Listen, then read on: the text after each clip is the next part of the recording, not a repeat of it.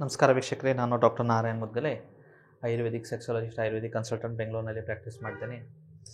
ಇವತ್ತು ತುಂಬ ಗಂಭೀರವಾದ ವಿಷಯದಲ್ಲಿ ನಾನು ಮಾತಾಡ್ತೀನಿ.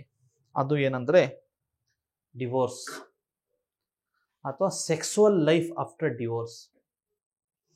ಯಾಕೆ ಸರ್ ಈ ಥರ ಮಾತಾಡ್ತಾ ಇದ್ದೀರಾ ತಾವಂದರೆ,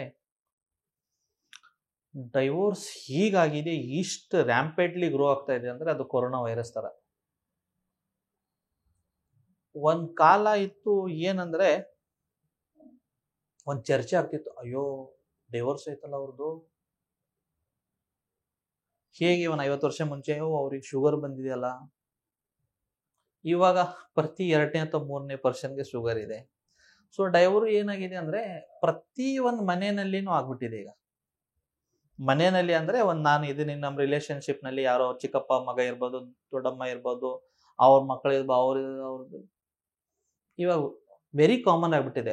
ಅದು ಒಂದು ಫ್ಯಾಷನ್ ಸ್ಟೇಟ್ಮೆಂಟ್ ಆಗಿದೆ. ಇವಾಗ ಡೈವೋರ್ಸ್ ಕೊಡೋದಂದ್ರೆ ಒಂದು ಫ್ಯಾಷನ್ ಸ್ಟೇಟ್ಮೆಂಟ್ ಕೊಡಬೇಕು, ಆ ಥರ ಆಗ್ಬಿಟ್ಟಿದೆ.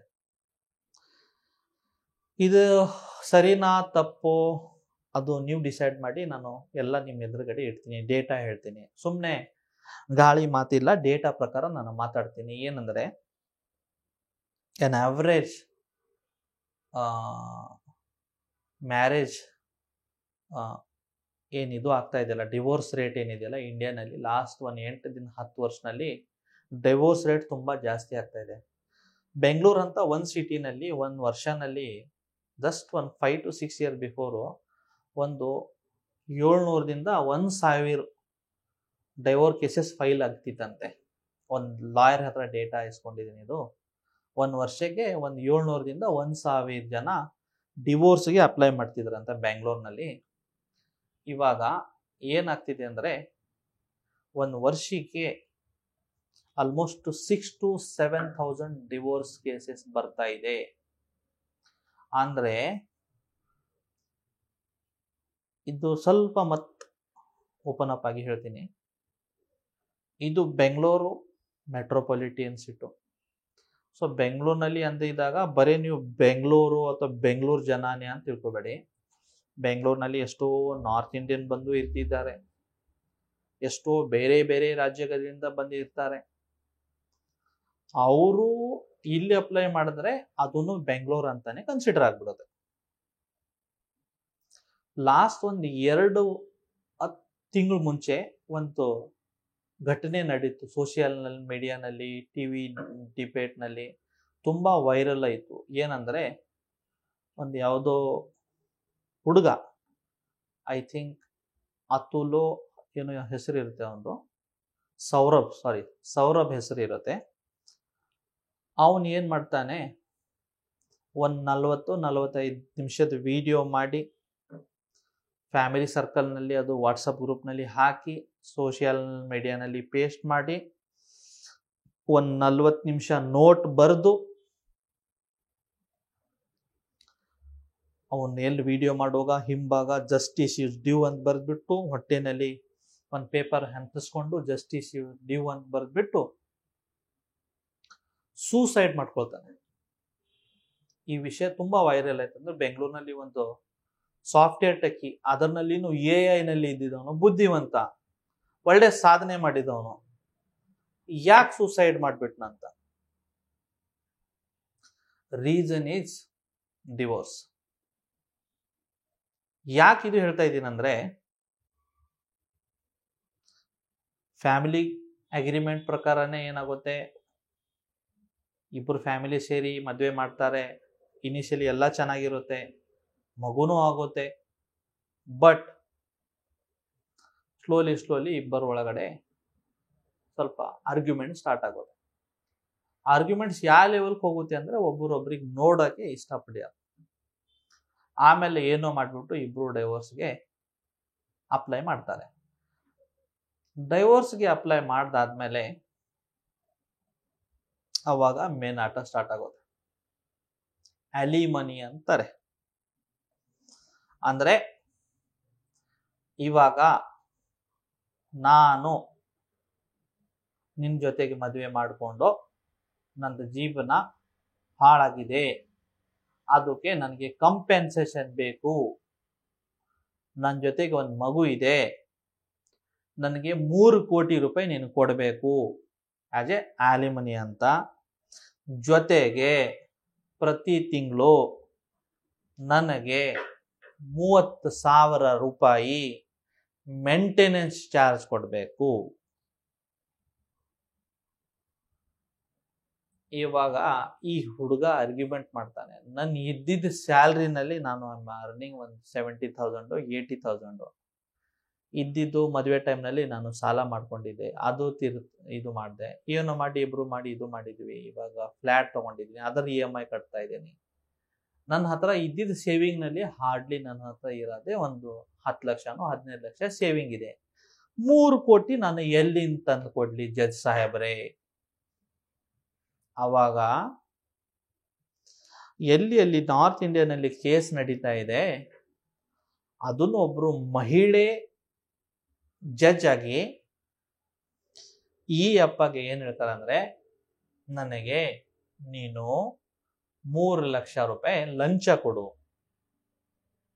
ನಾನು ನಿನ್ನ ಅಲ್ಯೂಮಿನಿ ಅಮೌಂಟ್ ಏನಿದೆಯಲ್ಲ ಅದನ್ನ ಕಡಿಮೆ ಮಾಡಿಸ್ತೀನಿ, ಇಲ್ಲಾಂದ್ರೆ ನೀನು ಹೀಗೆ ದುಡ್ದು ಸಾಯ್ಬೇಕಾಗುತ್ತೆ. ಅವಾಗ ಆ ವಿಡಿಯೋನಲ್ಲಿ ಹೇಳ್ತಾನೆ, ಈ ನಮ್ದು ಲಾ ಸಿಸ್ಟಮ್ ಏನಿದೆಯಲ್ಲ ತುಂಬಾ ಟೈಮ್ನಲ್ಲಿ ಫೀಮೇಲ್ಗೆ ಪ್ರೊಟೆಕ್ಷನ್ ಕೊಡಬೇಕು, ಅನ್ನೆಸೆಸರಿ ಫೀಮೇಲ್ಗೆ ತೊಂದರೆ ಆಗಬಾರ್ದು, ಮಹಿಳೆಯರಿಗೆ ಯಾವುದೇ ರೀತಿ ಅನ್ಯಾಯ ಆಗಬಾರ್ದಂತ ಮಾಡಿದೆ. ಬಟ್ ಕೆಲವರು, ನಾನು ಎಲ್ಲರಂತ ಹೇಳ್ತಾ ಇಲ್ಲ, ಕೆಲವರು ಅದನ್ನ ಮಿಸ್ ಅಥವಾ ರಾಂಗ್ ಯುಟಿಲೈಸ್ ಮಾಡ್ತಾ ಇದ್ದಾರೆ. ಸೊ ಇವೆಲ್ಲ ಘಟನೆ ನೋಡ್ಬಿಟ್ಟು ಇದು ಟಾರ್ಚರ್ ಅವನಿಗೆ ಸಹಿಲ್ಸಾಲ್ದೇನೆ ಸೈಕಲಾಜಿಕಲಿ ಡಿಪ್ರೆಷನ್ ಇಲ್ಲಿ ಹೋಗ್ಬಿಟ್ಟು ಅವನಿಗೆ ಏನ್ ಅನ್ಸುತ್ತೆ ಅಂದ್ರೆ, ಎವ್ರಿ ಮಂತ್ ನಾನು ನನ್ನ ಹೆಂಡತಿಗೆ 30,000 ರೂಪಾಯಿ ಕೊಡ್ತಾ ಇದ್ದೀನಿ ಸದ್ಯಕ್ಕೆ. ವೆರಿ ಸೇಮ್ ಟೈಮ್ ನಾನು ಕೋರ್ಟ್ ನಲ್ಲಿ ಹಿಯರಿಂಗು ಅಟೆಂಡ್ ಮಾಡ್ತಾ ಇದ್ದೀನಿ, ಇಲ್ಲಿ ಕಂಪನಿಯಲ್ಲಿ ಜಾಬ್ ಮಾಡ್ತಾ ಇದ್ದೀನಿ, ದುಡಿತಾ ಇದ್ದೀನಿ. ದುಡಿದ್ಬಿಟ್ಟು ಅಲ್ಯೂಮಿನಿ ಅಮೌಂಟ್ ಮತ್ ಅಕ್ಕಿಗೆ ಕೊಡಬೇಕು. ಈಗ ಅಕ್ಕಿ ಏನಾಗಿದೆ, ಇವನಿಗೆ ಶತ್ರು. ಸೊ ನಾನು ಗಳಿಸಿದ ದುಡ್ಡು ನನ್ನ ಎನಿಮಿಗೆ ಕೊಟ್ಟು ಆ ಪರ್ಸನ್ನೇ ನನಗೆ ಫೈಟ್ ಮಾಡ್ತಾ ಇದ್ದಾಳಲ್ಲ, ನಾನೇ ಇಲ್ಲ ಅಂದ್ರೆ ಏನ್ ಫೈಟ್ ಆಗುತ್ತೆ? ಈ ತರ ಒಂದು ಇಮೋಷನಲ್ ಬ್ಲಾಸ್ಟ್ ಆಗಿಬಿಟ್ಟು ಏನೋ ಸೂಸೈಡ್ ಮಾಡ್ಕೊಂಡಿತ್ತು. ಆಕ್ಚುಲಿ ಏನು ಇದ್ರೆ ಲೈಫ್ನಲ್ಲಿ ಎಷ್ಟೋ ಕಷ್ಟ ಇದ್ರೆ ಅದು ಸ್ವಲ್ಪ ಫ್ಯಾಮಿಲಿ ಜೊತೆಗೆ ಫ್ರೆಂಡ್ ಜೊತೆಗೆ ಕೂತ್ಬಿಟ್ಟು ಮಾತಾಡಬೇಕು. ಬಟ್ ಈ ತರ ಹಾರ್ಶ್ ಡಿಸಿಷನ್ ತಗೋಬಾರ್ದು. But some time out of emotions ಈ ತರ ಸಮಸ್ಯೆ ಆಗಿದಿರುತ್ತೆ. ಸೊ ನಾನು ಈ ವಿಡಿಯೋ ಮಾಡೋದು ಉದ್ದೇಶ ಏನಂದ್ರೆ, ಇಫ್ ಇನ್ ಕೇಸ್ ತಮ್ಮದು ಹಸ್ಬೆಂಡ್ದು ಏನ್ ಸಂಬಂಧ ಕರೆಕ್ಟ್ ಆಗಿ ನಡೀತಾ ಇಲ್ಲ, ಫ್ಯಾಮಿಲಿನಲ್ಲಿ ಏನೋ ಪ್ರಾಬ್ಲಮ್ ಇದೆ, ಸರ್ ಹುಡುಗ ಚೆನ್ನಾಗಿದ್ದೇನ ಸರ್, ಹುಡುಗನ್ ನನ್ಗೆ ಏನ್ ಪ್ರಾಬ್ಲಮ್ ಇಲ್ಲ, ಹುಡುಗಿ ತಾಯಿದು ಟಾರ್ಚರ್ ನನಗೆ ಜಾಸ್ತಿ ಆಗಿದೆ, ಅಥವಾ ಅವರು ಒಬ್ರು ಅಕ್ಕ ಅವ್ರು ಇದ್ದಾರೆ ಸರ್, ಅವ್ರದ್ದು ಹಸ್ಬೆಂಡ್ ಡೆತ್ ಆಗಿದೆ, ಅವ್ರು ಇಲ್ಲಿ ಇರ್ತಾರೆ ನಮ್ಮ ಮನೆಯಲ್ಲಿ, ಅವ್ರು ನನ್ಗೆ ಆಗ್ ಬರಲ್ಲ, ಅದಕ್ಕಾಗಿ ನನ್ಗೆ ನನ್ನ ಹಸ್ಬೆಂಡ್ಗೆ ಸುಮ್ಮನೆ ಒಳಗಡೆ ಮಿಸ್ಅಂಡರ್ಸ್ಟ್ಯಾಂಡಿಂಗ್ ಆಗ್ತಾ ಇದೆ, ಈ ಲೆವೆಲ್ಗೆ ಆಗ್ತಾ ಇದೆ ಅಂದ್ರೆ ನಾವು ಇವಾಗ ಡೈವೋರ್ಸ್ ತಕ ಬಂದಿದ್ದೀವಿ. ಆ ಥರ ಏನಾದರೂ ಇದ್ರೆ ಸ್ವಲ್ಪ ಹೋಲ್ಡ್ ಮಾಡಿ, ವಿಚಾರ ಮಾಡಿ. ಎಷ್ಟು ಜನ ನಿಮ್ ನೋನ್ ಸರ್ಕಲ್ನಲ್ಲಿ ಡೈವರ್ಸ್ ಮಾಡ್ಕೊಂಡಿದ್ದಾರೆ ಅಥವಾ ಡೈವೋರ್ಸ್ ಆಗಿದ್ದಾರೆ, ಆಗ್ಬಿಟ್ಟು 1-2 ವರ್ಷ 3 ವರ್ಷ ಆಗಿದೆ, ಅವ್ರ ಹತ್ರ ಹೋಗಿ 1-2 ತಾಸು ಮಾತಾಡಿ. ಅವ್ರಿಗೆ ಕೇಳಿ, ನೀನ್ ಖುಷಿಯಾಗಿದ್ಯಾ, ನೀನ್ ಹ್ಯಾಪಿ ಆಗಿದ್ಯಾ, ಡೈವೋರ್ಸ್ ಆದ್ಮೇಲೆ ಎಲ್ಲನೇ ಸಿಗ್ತಾ ನಿನಗೆ? 99% ಟೈಮ್ನಲ್ಲಿ ಏನಾಗುತ್ತೆ, ಡಿವೋರ್ಸ್ ಟೈಮ್ನಲ್ಲಿ ಪೇರೆಂಟ್ಸ್ ಇರ್ಬೋದು, ಅಣ್ಣ ಇರ್ಬೋದು, ತಮ್ಮ ಇರ್ಬೋದು, ಇನಿಷಿಯಲಿ ಸಪೋರ್ಟ್ ಮಾಡ್ತಾರೆ. ಬಟ್ ಬರ್ತಾ ಬರ್ತಾ ಅವರಿಗೇನೆ ಇವ್ರು ಅವ್ರ ಮನೆಯಲ್ಲಿ ಹೋಗ್ಬಿಟ್ಟು ತಿನ್ಕೋತ ಕೂತ್ರೆ ಬರ್ಡನ್ ಆಗ ಸ್ಟಾರ್ಟ್ ಆಗುತ್ತೆ. 1-3 ತಿಂಗಳು ಚೆನ್ನಾಗಿ ನೋಡ್ಕೋತಾರೆ, 6 ತಿಂಗಳು ಚೆನ್ನಾಗಿ ನೋಡ್ತಾರೆ, ಆಮೇಲೆ ಸ್ವಲ್ಪ ಮುಖವಂಕ್ ಮಾಡಕ್ ಸ್ಟಾರ್ಟ್ ಮಾಡ್ತಾರೆ. ಸೊ ಈ ತರ ಸಿಚುವೇಶನ್ಸ್ ಇದೆ. ಯಾವುದೋ ಹುಡುಗ ತುಂಬಾನೇ ಕುಡುಕಿದ್ದಾನೆ ಸರ್, ತುಂಬಾನೇ ಹೊಡಿತಾನೆ, ಫಿಸಿಕಲಿ ಅಬ್ಯೂಸ್ ಮಾಡ್ತಾನೆ, ಮೆಂಟಲಿ ಟಾರ್ಚರ್ ಮಾಡ್ತಾ ಇದ್ದಾನೆ ಅಂತ ಕಂಡೀಷನ್ ಇಲ್ಲಿ ಓಕೆ. ಬಟ್ ಏನ್ ಸಿಲ್ಲಿ ರೀಸನ್ಗೆ ಡಿವೋರ್ಸ್ ಕೊಡ್ತಾರೆ ಅಂದ್ರೆ, ನನ್ ಮ್ಯಾರೇಜ್ ಅನಿವರ್ಸರಿ ಇತ್ತು, ಮ್ಯಾರೇಜ್ ಅನಿವರ್ಸರಿ ನೆನಪಿಲ್ಲ ಅವನಿಗೆ, ಅನಿವರ್ಸರಿ ನನಗೆ ಗಿಫ್ಟ್ ಕೊಟ್ಟಿಲ್ಲ ಅಂತ ಡೈವರ್ಸ್ ಕೊಡ್ತಾ ಇದ್ದಾರೆ. ಯಾವುದೋ ನ್ಯೂಸ್ ಪೇಪರ್ ನಲ್ಲಿ ನೋಡಿದೆ, ಯಾರೋ ಫಾರಿನ್ ಆಕ್ಟ್ರೆಸ್, ಆಕಿ ಯಾಕೆ ಡೈವರ್ಸ್ ಕೊಟ್ಟಿದೆ ಅಂದ್ರೆ, ಹಿ ಈಸ್ ಸೋ ಪರ್ಫೆಕ್ಟ್, ಅವನಲ್ಲಿ ನನಗೆ ಏನು ವೀಕ್ನೆಸ್ ಕಾಣಿಸಿಲ್ಲ, ನನಗೆ ತುಂಬಾ ಲವ್ ಮಾಡ್ತಾನೆ, ನನಗೆ ತುಂಬಾ ಕೇರ್ ಮಾಡ್ತಾನೆ, ಒಳ್ಳೆ ಸಂಪಾದನೆ ಇದೆ, ಅವನ ಹತ್ರ ನೆಗೆಟಿವ್ ಏನೋ ಇಲ್ಲ, ಬಟ್ ನನಗೆ ಇಷ್ಟು ಕಂಫರ್ಟೇಬಲ್ ಲೈಫ್ ಬೇಡ, ಅವನು ಎಲ್ಲಾನೇ ಚೆನ್ನಾಗಿದೆ, ಆ ಒಂದು ರೀಸನ್ಗೆ ನನಗೆ ಅವನು ಕಂಪ್ಲೀಟ್ ಅನ್ಸ್ತಾ ಇದ್ದಾನೆ, ನನಗೆ ಸ್ವಲ್ಪ ಇನ್ಕಂಪ್ಲೀಟ್ ಮೇನ್ ಬೇಕಾಗಿತ್ತು, ನಾನು ಡೈವರ್ಸ್ ಕೊಡ್ತೇನೆ. ಸೊ ಡಿವೋರ್ಸು ಇನಿಷಿಯಲಿ ಹೇಗೆ ಅನ್ಸುತ್ತೆ ಅಂದ್ರೆ ತುಂಬಾ ಚೆನ್ನಾಗಿ ಅನ್ಸುತ್ತೆ. ಹೇಗಂದ್ರೆ, ನೀವು ನದಿದು ಈ ಸೈಡ್ ಇದ್ರೆ ಎದರಿನ ಭಾಗ ತುಂಬಾ ಹಸಿರು ಕಾಣಿಸುತ್ತೆ. ಬಟ್ ಯಾವಾಗ ಆ ಸೈಡ್ ಹೋಗ್ತಿರಲ್ಲ, ಇವಾಗ ಅನ್ಸುತ್ತೆ ಅದೇ ಲೈಫ್ ಚೆನ್ನಾಗಿತ್ತಲ್ಲಪ್ಪ, ಅಟ್ಲೀಸ್ಟ್ ಗಂಡ ಹೇಗೋ ಇದ್ರು, ಸ್ವಲ್ಪ ಅರ್ನಿಂಗು ಕಡಿಮೆ ಇದ್ರು, ಅಟ್ಲೀಸ್ಟ್ ನನಗೆ ಕೇರ್ ಮಾಡ್ತಿದ್ನಲ್ಲಪ್ಪ. ಎಷ್ಟೋ ಸರ್ತಿ ಏನಾಗುತ್ತೆ, ಡಿವೋರ್ಸ್ ಮಾಡ್ಕೋತಾರೆ, 2 ವರ್ಷ 3 ವರ್ಷ ಆದ್ಮೇಲೆ ಮತ್ತೆ ಮಾತು ಚಾಲೂ ಮಾಡ್ತಾರೆ. ಈಗ ಬಿಡಕ್ಕೂ ಆಗಲ್ಲ, ಹಿಡಿಯಕ್ಕೂ ಆಗಲ್ಲ, ಆ ಪರಿಸ್ಥಿತಿ ಆಗಿರುತ್ತೆ. ಸೊ ಪೋಸ್ಟ್ ಡಿವೋರ್ಸ್ ಈ ಸ್ಪೆಷಲಿ ಲೇಡೀಸ್ ಏನಿರ್ತಾರಲ್ಲ, ಈ ಬೇರೆ ಹುಡುಗರಿಗಾಗ್ಲಿ ಅಥವಾ ಬೇರೆ ಮೆನ್ಸ್ಗೆ ಆಗಲಿ, they are the soft target.